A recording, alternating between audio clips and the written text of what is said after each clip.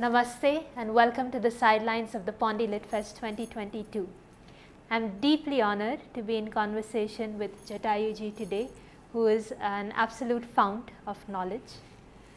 So Jataayu ji, no matter how much we discuss this in theory, tradition and modernity, it continues to be something that we are faced with every day. Yes. Tradition, modernity, every day, in different ways it shows up.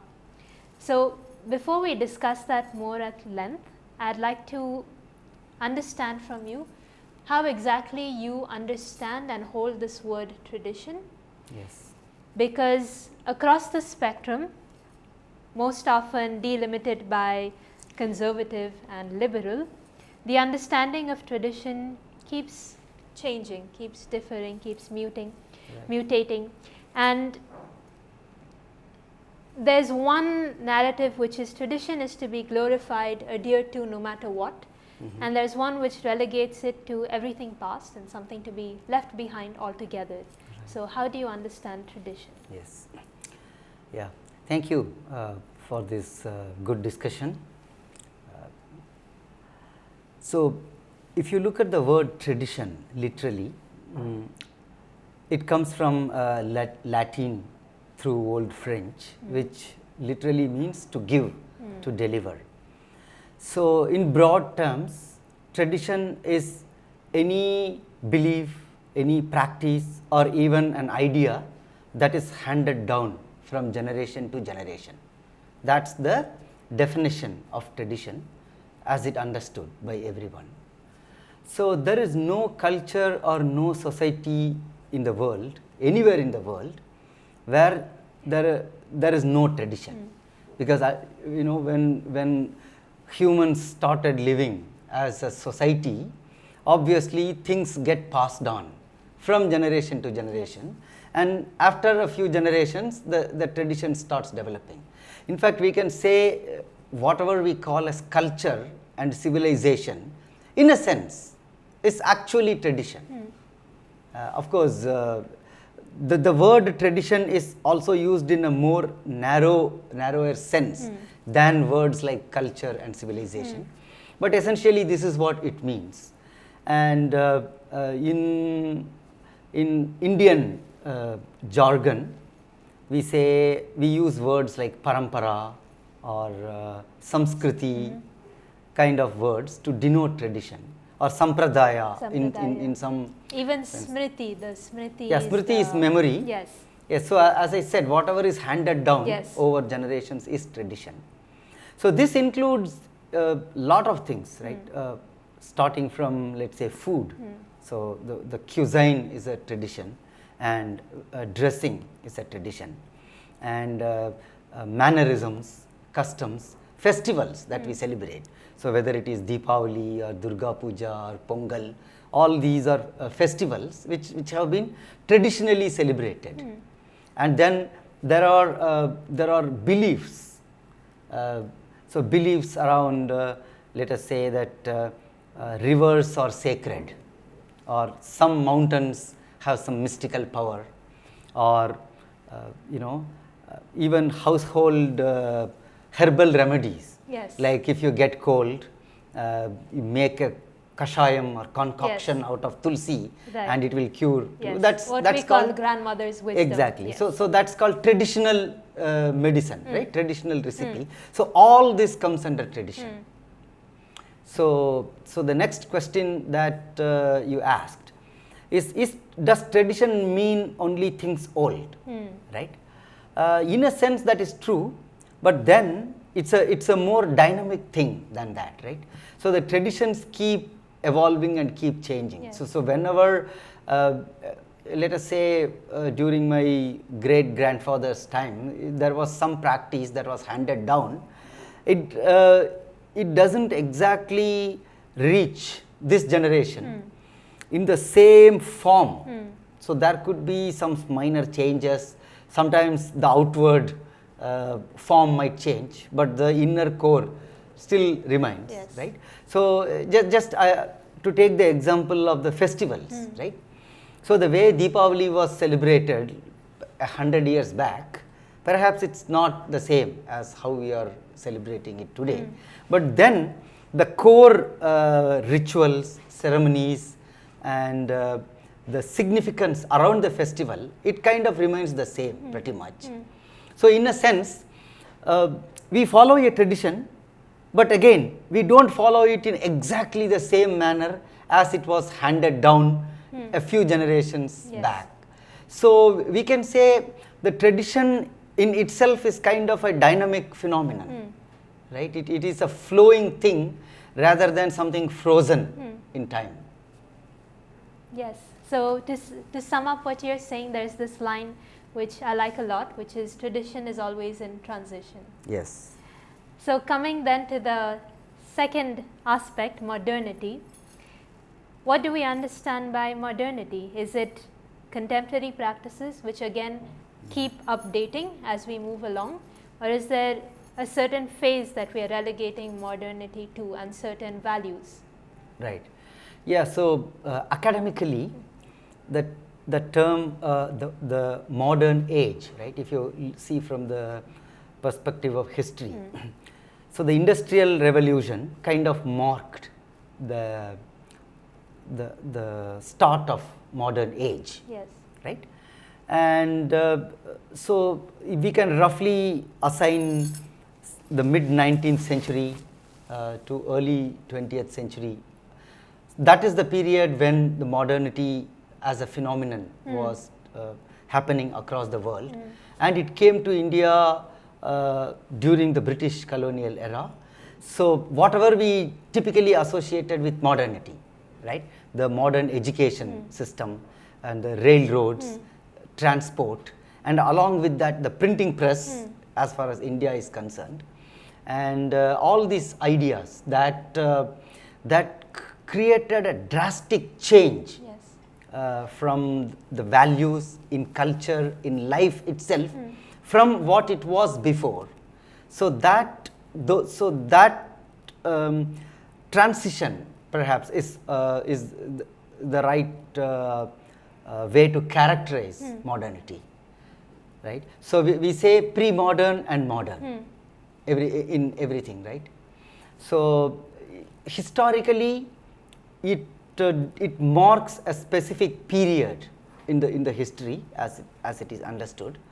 But in general usage, the word modern, at least in the Indian context, indicates anything that is slightly rebellious, right, and against the old ways and old thinking, progressive, and age old. So when we say old, even something the 1980s, right, culture could be called old here, but it is still modern.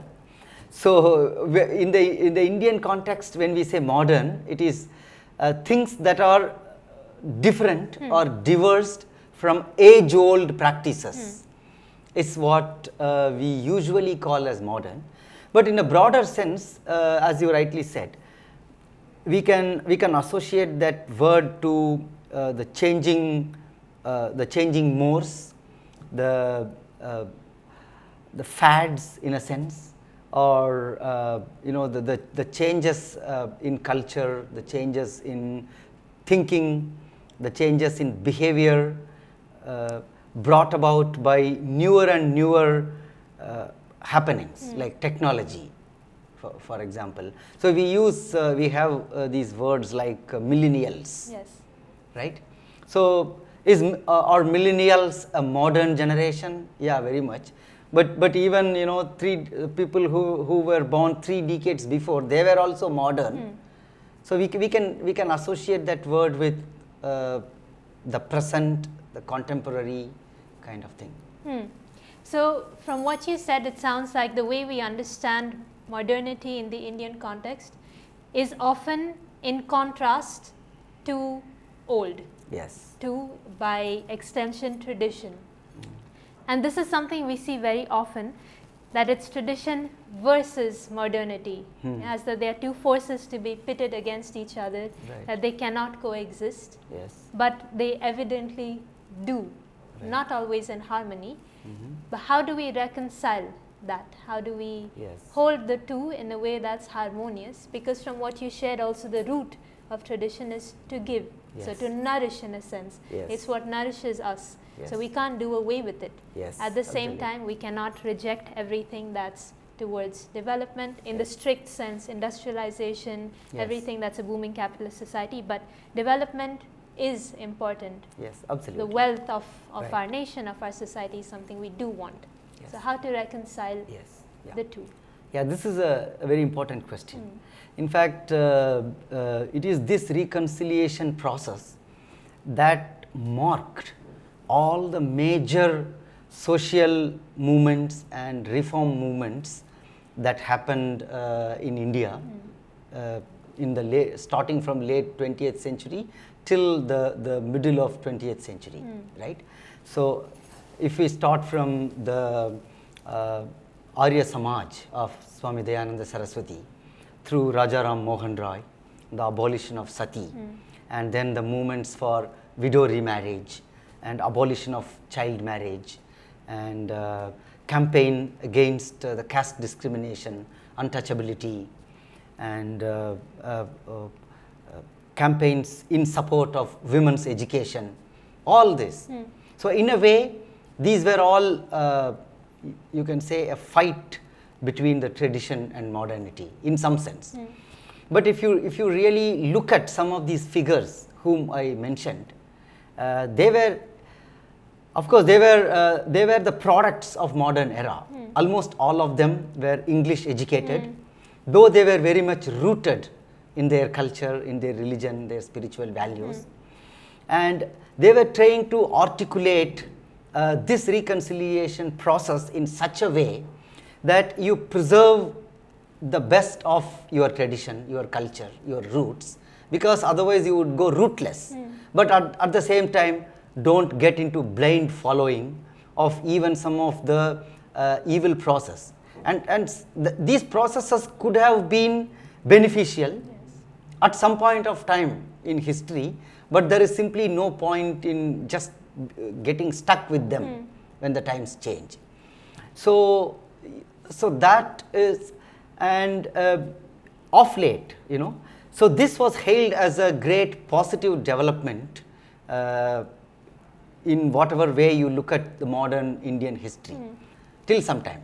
But of late, a discourse is emerging such that all these social reformers whom I mentioned are viewed as some kind of influenced by colonialism, right? So this is some kind of what do you call, a neo-traditional or neo-conservative viewpoint that tries to dismiss some of these momentous developments in Indian society, which were absolutely essential. Just imagine how could a society in a modern age live with practices like child marriage. Of course, I am not making any value judgment here, but it could have had its own social benefits, I would say, at some point of time. And there are societies that still have such practices even today, maybe some obscure societies somewhere, and even among some rural parts and tribal parts of India, people would still practice it. But again, that kind of thing cannot remain as a mainstream practice anymore, right? So this is where the reconciliation process should be based on some sound and well-informed ideas of how do we really want to give direction to the society. And this did not happen overnight. In fact, if you study some of the social reform movements, it has been a big debate. If you see the newspaper articles or the public debates of that period, and even some of the very illustrious leaders who were otherwise Bal Gangadhar Tilak, just to give one example, was a highly educated great leader, but he was actually a votary of some of the obscure traditional practices. So that is the hold of tradition over people. But ultimately, this process has to go on, I think. Yes. So, of course, that period, the specific period that I just mentioned, there it happened in a very momentous way. But now, right, in the current situation, we have started valuing some of the traditional practice. It's like a pendulum, right? So you move too much away from the tradition, and then at some point, hey, you stop and think, okay, maybe I came way too far, right? See, there is this great Bengali novel, Arogya Niketan. I'm not sure you have heard of it. It's by Tara Shankar Banerjee, I think. So that novel it marks this conflict between a traditional Ayurvedic Vaidya in a village and a new doctor who is an allopathic physician who comes there. And both of them, of course, they are medical professionals and they want to serve the society to the best of their efforts. And their job is to save lives and cure people's diseases. So, of course, it's a much acclaimed novel. So, the conflict between this old school and the new school, it is brought out in a very nice way all through the novel. And when it starts, they both are at like two opposite ends of the spectrum. The conflict is very sharp. But as it goes along, both start appreciating each other, and when the novel ends, it ends in a very reconciliatory and a note of harmony. I think in a sense it marks how the Indian society coped itself with modernity at some point of time. So it's beautiful, and we hope to see that really manifest. But it seems like the biggest obstacle is a tendency that the human mind is very susceptible to, which is binary thinking. It's either this or that. And with the social reformers you mentioned, but also coming to the present, like you very rightly said, we always notice this pattern in nature, this pendulum pattern of going too far. And one can very easily make the argument that, oh yeah, it's just going up and down, and it's not really moving forward. But in fact, what they did and what we see again now, because with the millennials, with what we would definitely call the most modern generation that we have, there's a return to understanding our roots. And so this modernity, the way that it's being lived in pockets, not everywhere, is not against tradition, but for tradition, is really to unravel the layers that are like dirt, to find again that which is of value, which is what the social reformers also did. Practices that had become obsolete, shedding those so that one can get back to what is really living. And we see that happening organically again. So one last question, because you mentioned women, and we've often heard you speaking about the role of women and women empowerment. So where do women find themselves in this tradition, modernity, which they have to hold in a sense that it's not a choice, but the tradition element, which is very important because they are givers, they are those who nourish, so it comes very naturally. But also to keep up and to continue to be relevant, embracing modernity is as important. So especially in the context of women, how does this live? I think this question is very significant in the Indian and especially the Hindu context. Yes, absolutely. So, generally in the present times, women are expected to be the custodians of tradition, right? So the men go to work. See, just look at dressing, for example. You go to an Indian wedding, the women are attired, more women are attired in dresses that can be called more traditional, right? So most of them wear a sari, a bindi, some of them bedeck their hair with flowers. Yes. So they are actually, you just take a photograph of them, they won't be any different from how the women dressed on such occasion, let's say 300 years back. Yes. If you just remove the mobile phone and other modern contraptions. But if you see men, they are either dressed half traditionally, right? Like the way I am dressed. Exactly. So I have I have a dhoti and a shirt. A shirt. Or completely modern dresses. So in the Indian society specifically, there is an expectation that the women are expected to uphold the tradition. And the traditional roles, see, this gets a bit deeper. So the dress and things are outward, right? And they are expected to uphold the traditional roles meant for them, which is more like be a grihini, right? The queen of the house in a sense, which also means householder. Yes.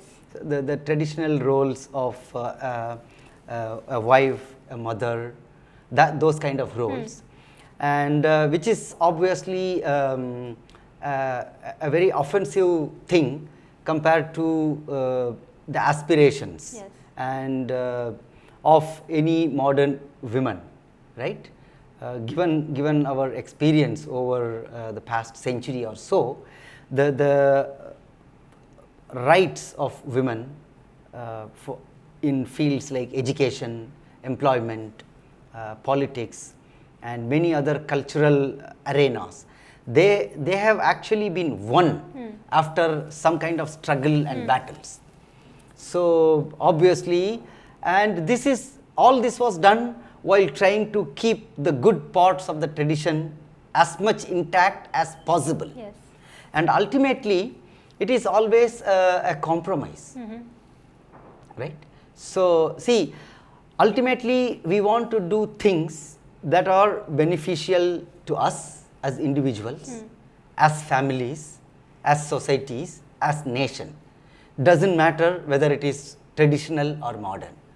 Just take example Ayurveda. The way Ayurveda has actually come back, right? In the recent decades, it's amazing. And yoga. So when physical exercises like aerobics and all kinds of other modern physical exercises were ruling the day, yoga has emerged as something much more powerful, much more holistic and complete, to such a point that even modern athletes and sportsmen are adapting yoga practices. So in a way, it is like a triumph of tradition, you can say. And the more you go into the tradition, this is particularly in the intellectual and the wisdom domain, you actually find ideas that are more modern and more modern, more progressive, more national, more rational than modernity itself. It's amazing. In fact, I am reminded of this line from, I think this is from Bhartrhari. Purana mityeva na sadhu sarvam santaf parikshanyatarat bhajante, he says. Just because something is old, it doesn't mean that all that is old is not good. Yes. And wise men, santaha parikshanyatarat bhajante, they admire something only after examining it. And he gives an example. Tatasya kupoya miti bruvanaha ksharam jalam kapurushav pibanti.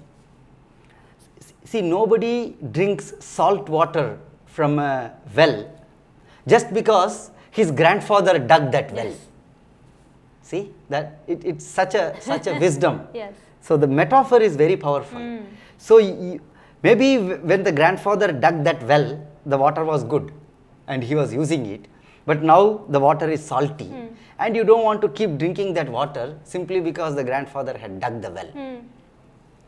So this has come from a traditional subhashita. Yes. So what more progressive can you get? Yes, absolutely. So So, yeah, so this is exactly I would apply in the case of women that you specifically asked. So, these days there are some calls, or there is a revival of some of the traditional practices related to women, right, which were considered as taboos during the onslaught of modernity. Yes. But some of them, some people are studying them more deeply, and they are coming up with conclusions that perhaps they were good. Yes. Maybe, I don't know. So depending on informed opinion, if some of those practices people want to adapt at individual level, and they want to propagate it, I don't think there must be any objection. Because it's safe to say that it's a choice. It's not it's a choice. It's After not all, a it's a compulsion. choice. And this is a free country. Yes. If someone wants to really follow even an obscure practice, that is not illegal, and that is not causing any problem to the society or other people. I think the person, whether it is man or woman, they should be allowed to practice it, at least at their individual domain. After all, India as a civilization has always upheld the individual's choice and individual freedom. Yes.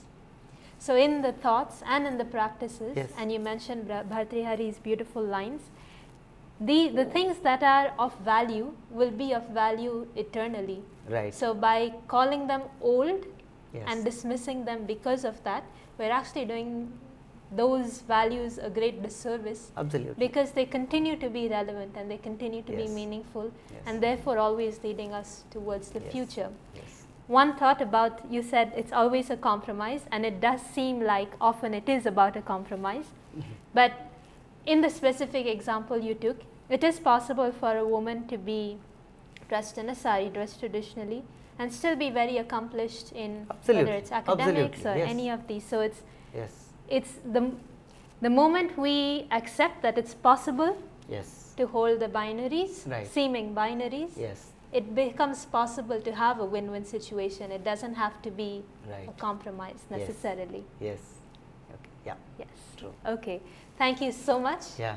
It Thanks. is Thanks for this good discussion. absolutely wonderful to talk to you always. Yes. Full of richness. Thank you so much. Thank you.